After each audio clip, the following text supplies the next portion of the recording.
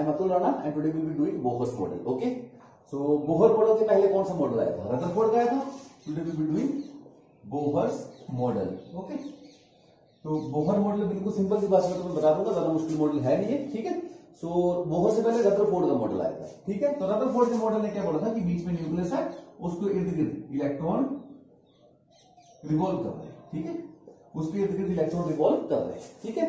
तो उसमें क्या ऑब्जेक्शन लगा दी थी इन्होंने कि जब भी कोई चार्ज पार्टिकल एक्सेलरेट करता है, ठीक है, चार्ज पार्टिकल अगर एक्सेलरेट कर रहा है, ठीक है, तो एनर्जी इमिट करता है, मतलब एनर्जी लूज करता है. तो धीरे धीरे इलेक्ट्रॉन एनर्जी लूज करेगा, तो एनर्जी लूज करता इलेक्ट्रॉन के पास आएगा. ठीक है. फिर और एनर्जी लूज करेगा घूमता घूमता, फिर और पास आएगा और अल्टीमेटली किस में गिर जाएगा? इलेक्ट्रॉन में गिर जाएगा. रदरफोर्ड ने बोला था कि इलेक्ट्रॉन न्यूक्लियस के इर्द गिर्द घूमता है. तो साइंटिस्ट ने उस पर क्या ऑब्जेक्शन लगाई कि इलेक्ट्रॉन एनर्जी लूज करता है. When a charge particle accelerates it emits energy. Emits energy का मतलब एनर्जी लूज करता है. तो एनर्जी लूज करता करता अल्टीमेटली कहां गिर जाएगा? न्यूक्लियस के अंदर गिर जाएगा. ठीक है. सो ये ऑब्जेक्शन लगी थी किस पे? रदरफोर्ड मॉडल पे. किस पे? रदरफोर्ड मॉडल पे ये ऑब्जेक्शन लगाई गई थी. ठीक है. अब इस ऑब्जेक्शन को बोहर ने कैसे ठीक किया?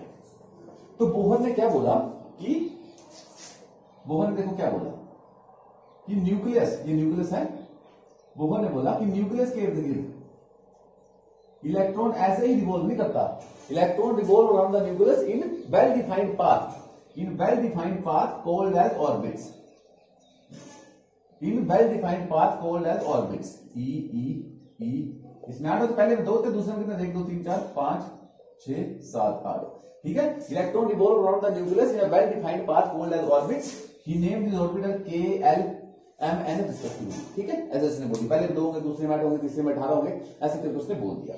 तो अब उसने बोला कि जब electron, the energy of this orbits is quantized. Energy of this orbits, orbit K, orbit L, या कोई भी शेल बोलते हैं, इनको शेल बोलते हैं, ऑर्बिट बोल देते हैं. Energy of this orbits is quantized. Quantized मतलब इन ऑर्बिट की एनर्जी फिक्स है. ठीक है. And when electron revolve around this orbits it does not emit energy. उसने बोल दिया कि जब इलेक्ट्रॉन इन ऑर्बिट में, क्वांटाइज्ड ऑर्बिट्स मतलब ऑर्बिट्स विद फिक्स एनर्जी, इनमें जब इलेक्ट्रॉन घूमता है तो वो एनर्जी इमिट नहीं करता है, कोई रेडिएशन बाहर नहीं छोड़ता. तो बाहर नहीं छोड़ता है तो एनर्जी लूज भी करेगा, तो इसमें नहीं गिरेगा. तो उसने रदरफोर्ड की समस्या को सॉल्व कर दिया. क्या बोल के कि इलेक्ट्रॉन जो है वो ऐसे नहीं घूमते, वो ऑर्बिट में घूमते हैं जिनकी एनर्जी फिक्स्ड है, मतलब एनर्जी क्वांटाइज्ड है. और जब वो ऑर्बिट में घूम रहे हैं they don't emit energy. Energy emit नहीं करते हैं तो एनर्जी लूज नहीं करते हैं, तो न्यूक्लियस में गिरेंगे नहीं. एनर्जी ना तो लूज करते हैं, लूज नहीं करते एनर्जी. लेकिन ना पॉइंट. तो यहां पे उसने क्या बोल दिया? फर्स्ट पोस्टुलेट कि electrons revolve around the nucleus.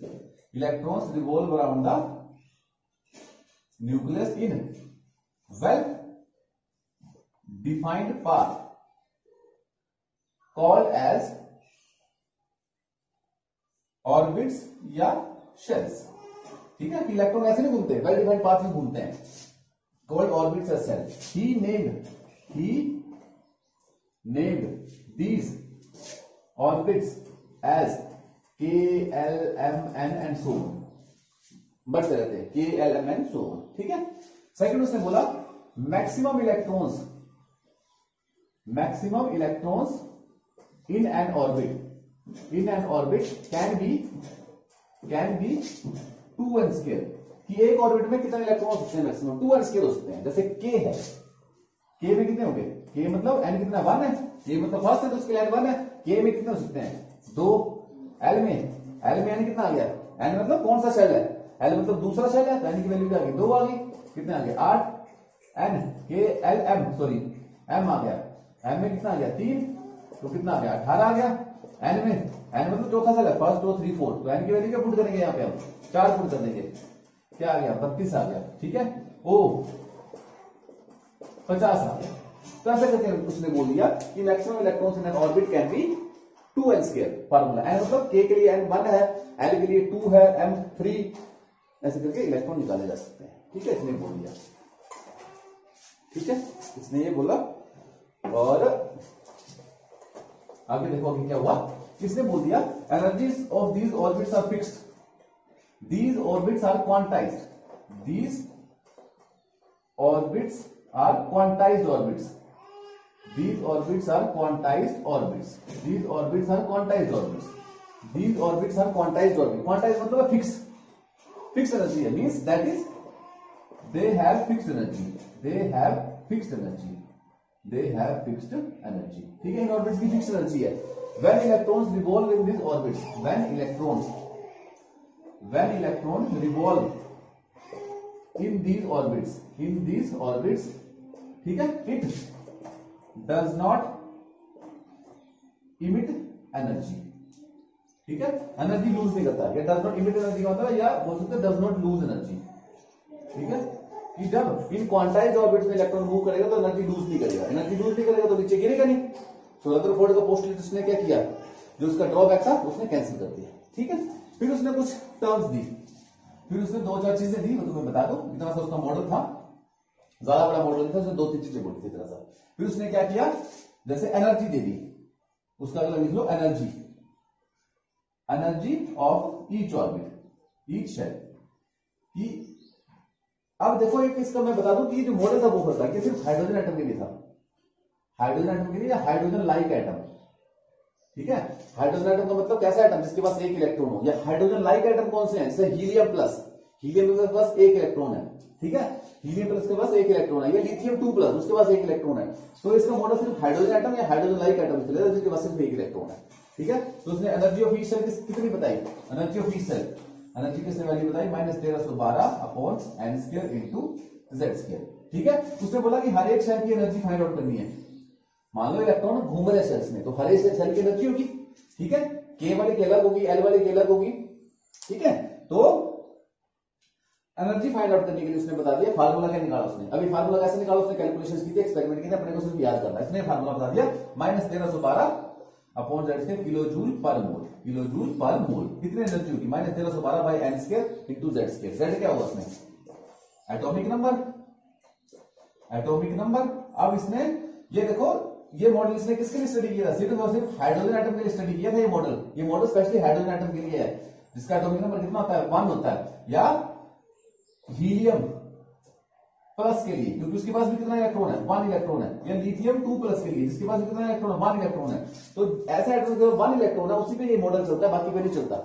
ये जो एनर्जी की वैल्यू सारी की सारी ये इसने यूनि इलेक्ट्रॉन स्पीशीज के लिए, जिसके पास एक इलेक्ट्रॉन है, जैसे हाइड्रोजन हो गया, हीलियम प्लस, उनके लिए निकाली थी। तो यहाँ पे एटॉमिक नंबर कितना होगा, 2 होगा, एटॉमिक नंबर कितना होगा, 3 होगा, ठीक है। तो Z क्या आ गया, एटॉमिक नंबर आ गया। ये मॉडल सिर्फ हाइड्रोजन एटम या हाइड्रोजन लाइक एटम्स के लिए है, जिनके पास एक इलेक्ट्रॉन होता है, ठीक है। जैसे कोई हीलियम प्लस आर में आयंस आ गए, लिथियम प्लस आ गया।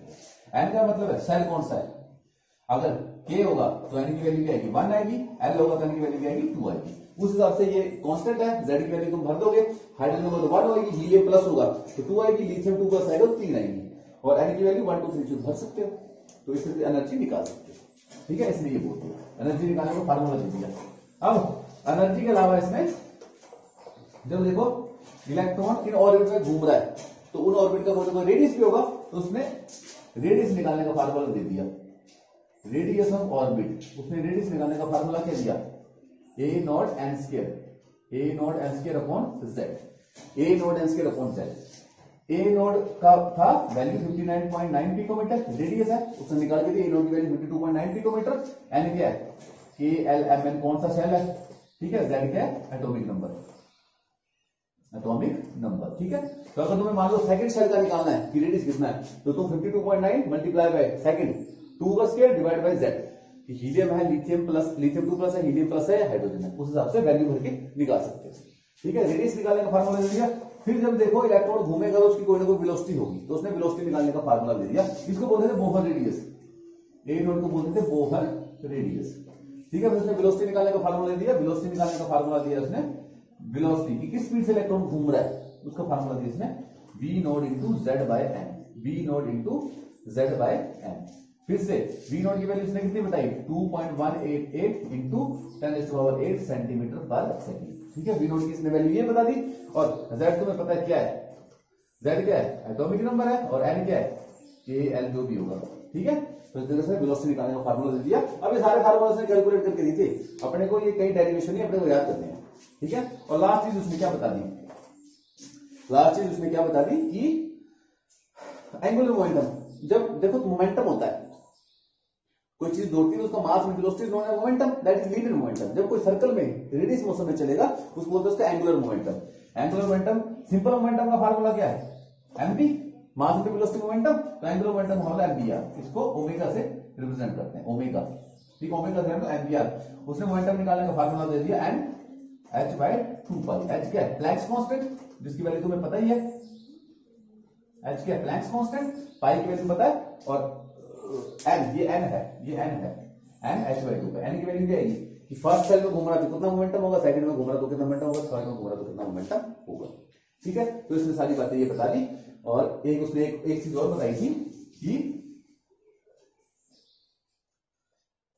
जब मान लो इलेक्ट्रॉन यहां पे है, ठीक है,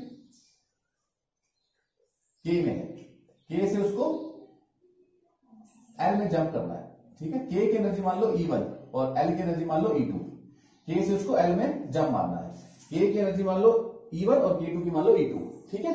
तो उसको दोनों एनर्जी के बीच में डिफरेंस कितना आएगा, मतलब delta E is equal to E2 minus E1। तो उसको जंप मारने के लिए इतनी एनर्जी चाहिए। मान लो यहाँ पे 40 जूल एनर्जी थी, यहाँ की एनर्जी मान लो सपोज करो 40 थी, 40 जूल, यहाँ की 20 थी, तो उसको जंप मारने के लिए कितनी एनर्जी चाहिए, 20 चाहिए। कैसे पता कि तुमने 40 में से 20 काट के, दोनों के बीच में एनर्जी डिफरेंस कितना, 20 का है, तो इलेक्ट्रॉन को उतनी एनर्जी चाहिए।